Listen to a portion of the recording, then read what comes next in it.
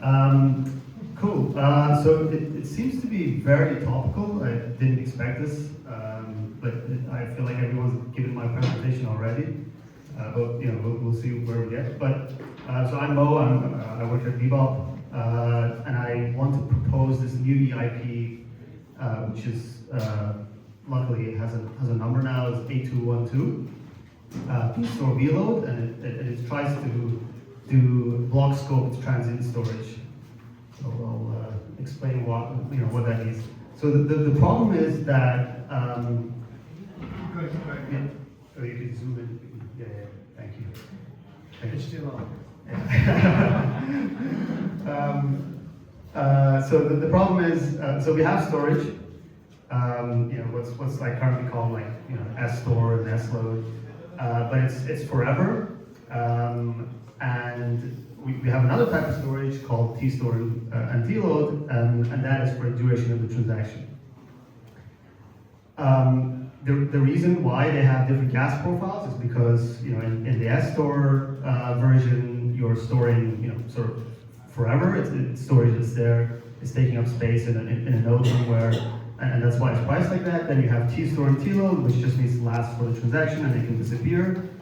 And so the kind of question with this is like, why don't we have one that just lasts for the block? So that's the idea. So new opcode, it behaves very much like the TStore and TLoad that is already has a pattern of being implemented on the EVM. It lasts for the duration of the block, and so any other transaction that's in the block can access the storage at that slot, but it kind of disappears after that. And I would okay, maybe like not 200 times cheaper, but like it should be somewhere between the TStore and the like permanent storage SStore, and so that should get us to a point where I've heard like multiple times we have gas issues with like pushing Oracle updates. It should be able to get us to a point where that's not really a major concern anymore. And it can have like interesting properties in the sense that it's a new construct that is able to take storage from a kind of like permanent storage to interblock, sort of between the transactions in the block, and you can kind of reference different storage between transactions. So how we can achieve this? I mean, obviously it's going to require a hard fork, but it's a repeatable pattern because it's very much like TStore. As I mentioned, two new opcodes. Again, very similar pattern. There's kind of nothing new here. It's just a scope that is changing. And because the data doesn't touch the disk, I think like it's a compelling reason to give it a discount in terms of gas. What it means, I mean, as I said, like I think everyone sort of mentioned some combination of like gas, Oracle update that's at the top of the block, for the block, these kind of concepts. So obviously, you have an Oracle update, it needs to last the block. It needs to be cheap, especially on mainnet, because if it's not, then that cuts into the cost of everything else, like in terms of kind of user pricing, or in terms of market makers being able to push like a good price. But it can, it's not only that I would say. You can have a kind of new construct, which is a flash loan that lasts during the block. So you can sort of take a flash loan at the start of the block. You can have multiple transactions that do things, and then have the flash loan paid back at the end. And this is it's something that's completely new and can't be done otherwise. And then again, like you could have things happening during the block that you can keep a track of and use within other kinds of DeFi-related apps. So some examples might be that you want to detect, you want to have sort of NEV-aware behavior in terms of, let's say, how much volume is happening in this block, how many trades are happening, this kind of thing. So that's all. Yeah, there is an EIP. It's a PR at the moment. The number assigned is A212, as I mentioned.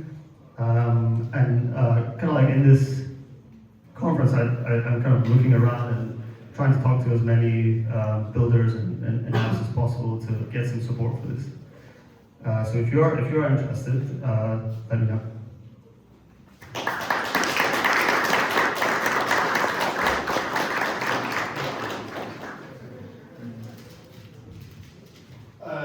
You're an RFQ guy. Yeah. Proper MMs are not like, without a bit more interpretation, real RFQ systems. Here you're talking about mega prioritization. What do you think about the format that the liquidity should take? Do you think proper MMs and these AMM curves is the right direction to go? So yeah, I mean, I think it was mentioned before, but like, the reality is that price discovery is happening somewhere else, and however way you want to look at it, like that price discovery will flow on chain in some way, shape, or form. So the best you can really do is have that state of the world. I think Andrea mentioned it as well, but like have that state of the world, on the chain in some shape or form, and then everything else can sort of, at the very least, take that state into consideration. So like, as an RFQ provider, like we know, we are handing out these quotes. They last a certain amount of time, but the state of the world at the time in which it executes is delinked from when we issued the quote. So having that input of like, this is the real world market at this time is very valuable, and you can do many things with that. Well, is anyone from Eureka here? They are, yeah. What do you guys think about the multi-transaction flash loan? It's just one use case that actually could be very useful, but I think there are many other possibilities as well. Yeah, we had a chat. We had a chat, and it's. I think it's I think it's very inspirational, basically, and it would work very well for this use case because it's a matter of also like gas, like it can like this kind of storage. If there's various applications where if you had to actually pay for this amount of storage. Including if you're, a market maker and you're running an Oracle, it's going to be very prohibitive if you want to do like really accurate pricing being pushed through the chain. Is there anyone who's running a proper MM want to put up their hand? Okay, it was. I guess it really depends on the environment. And what do you think of these considerations? And especially there's like two costs, right? One is the gas cost. And the other is the priority fee payment as well, at least in the priority fee we're going to buy. Very good. Yeah. I mean, there is also an issue that there is like fixed transaction costs of 21K. Yeah, well, we can that can be another EIP. Yeah. We could do another EIP. Yeah. I think it's that's fair. That's fair as well. Like the thing. But I think there was perhaps some EIP or another related to that. I don't know if it was like it might even be an increase. So, hopefully it doesn't go that way. But yeah, that's a fair point. That's the bigger part for now. That's that. Well, I mean, it depends. It depends. Like the way we've been like sort of benchmarking it, like the storage actually is like huge. Like if you want to push any high fidelity. Let's say like a very high fidelity order book onto the chain, like it's actually on mainnet, like it's actually mostly that. It's mostly paid for storage, not the base 21K. Yeah, in our case we were pitching one slot basically for Right. 8 prices. Yeah. Well, you can yeah. So it's mainly the mid price of the mid ask, which is important. Then the rest you apply, you change less bit. Yeah, there are various ways to optimize it, yeah. But you can get more fidelity, you can get like more, basically more accuracy, larger books, like deeper liquidity, like all kinds of things by scaling, right?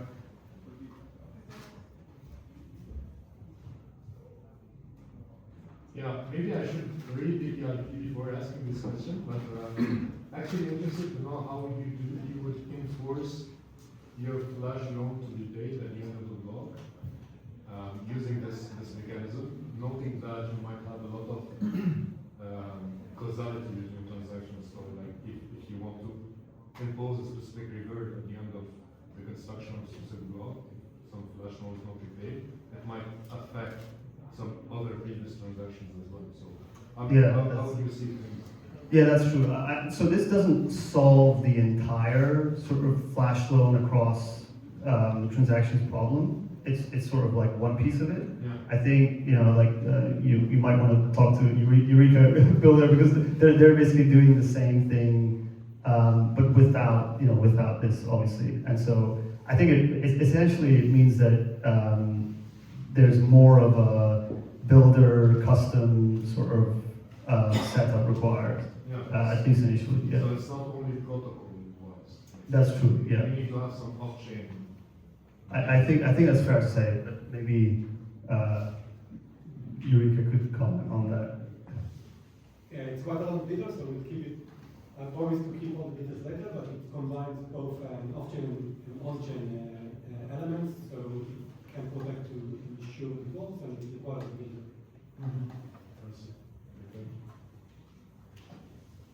Just Yeah. a quick question. I mean, components and how the mechanism is working on also on state, so the future of state on L1. Which is kind of related to, we will be having some discussions about this in the coming days. We're just be very appreciative of input on yours. How useful would it actually be from the market side if you had some kind of transient storage that sort of would last not a single block, but say 10 blocks, 20 blocks, 100 blocks? How many applications would this actually unlock? Question would be important.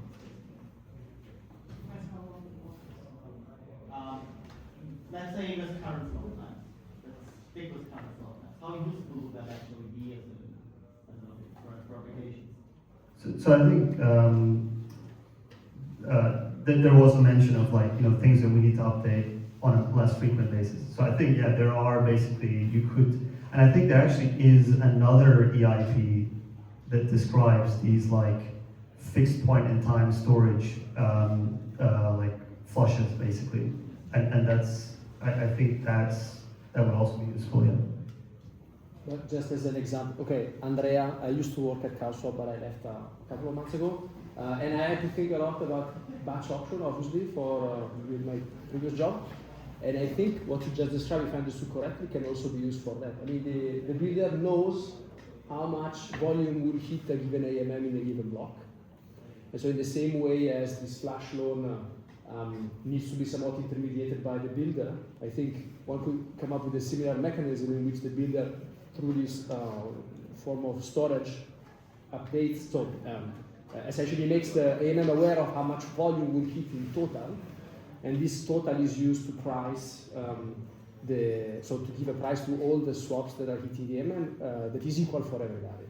So, for example, that seems to be an application that, how do you run batch auction directly on chain? To be again, further research is needed, but that seems to be an example of an application that perhaps putting together various things what could now do natively on chain versus natively on chain modulo the role of the builder, but with much fewer off-chain components than currently. So to be clear, multiple trades posted on chain at the end of the block, they're all cleared, and at the end of the block, information used at the same price. Yes. And that calculation requires storing all of the total information volume trades, that the builder knows, because the builder observes. But for this kind of use case or what you mentioned, don't you need to set this memory at the top of the block to make sure that the trades get executed at the right price? Like maybe you could walk through to create a Bebop system where you execute transactions at a price where you want the aggregator send transactions independently, but you want to update an oracle that sets the price of the transaction that follow. So is ordering very important for your proposal? Does it rejoin what Andrea was saying? Yeah. Yeah, the ordering will be important because I think part of this would be that you can't read that state slot until there is something written to the slot. So transactions could not go through until that oracle has been updated with. Yeah, yeah. So it needs to be something at the slot before you read. So the ordering, yeah, I think would be important. I think, yeah, Quintus, I mean, they're also working on a proposal for how to do ordering, basically, in these cases where there's dependency between transactions and a specific storage slot. Last one. How would this type of transaction be used if you don't have sequencing power? And if you're not a builder on one, how would you build a use case around it? Because even if you are like a searcher and you see a multi-transaction flashing on opportunity, whatever it is, if you don't know the order, like you have zero control, yes, or like I mean, yeah, I guess you would have to, you know, let's say if this was like something on Arbitrum or Base, I would imagine that the centralized sequencer would have to be somewhat aware of these opcodes in order to order them. Yeah, because otherwise you just get reverts. And